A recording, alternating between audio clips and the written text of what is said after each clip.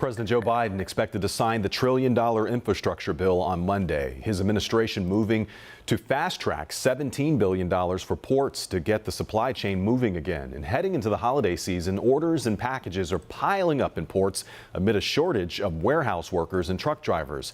In addition to upgrading ports, the bill will also finance upgrades to America's roads, bridges, airports, and rail systems.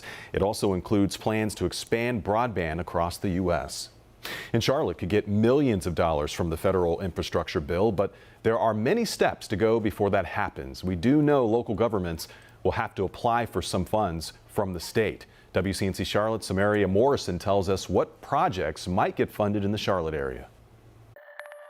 After Biden signs the bill into law, the money will come from the federal level to the state level, and then eventually it'll make its way to the local level, where you will start to see big changes to things like transportation.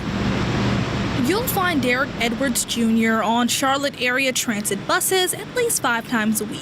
Like thousands of other people, he uses public transportation to get to work. His only problem, I would say they didn't work on being on time, showing up on time, being there. CATS has a finite number of buses, bus stops, and drivers. All those factors impact when your bus shows up. Current priorities for buses are to make them faster and to make services more reliable. One way they can do this is to get more money from the federal government, and it'll allow them to do both. Congress will give each state a combined $89.9 billion for public transit like buses. North Carolina gets $911 million of that over 5 years.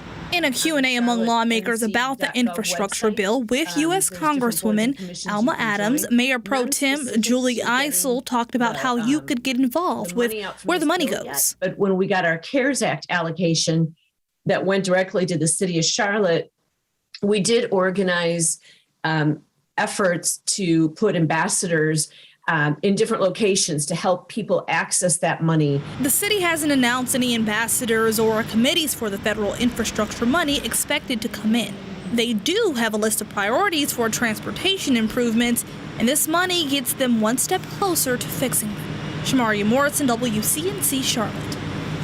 The White House says South Carolina is expected to get $366 million for transportation improvement. We have the White House's list of how much money each state is getting and where it's going on WCNC.com.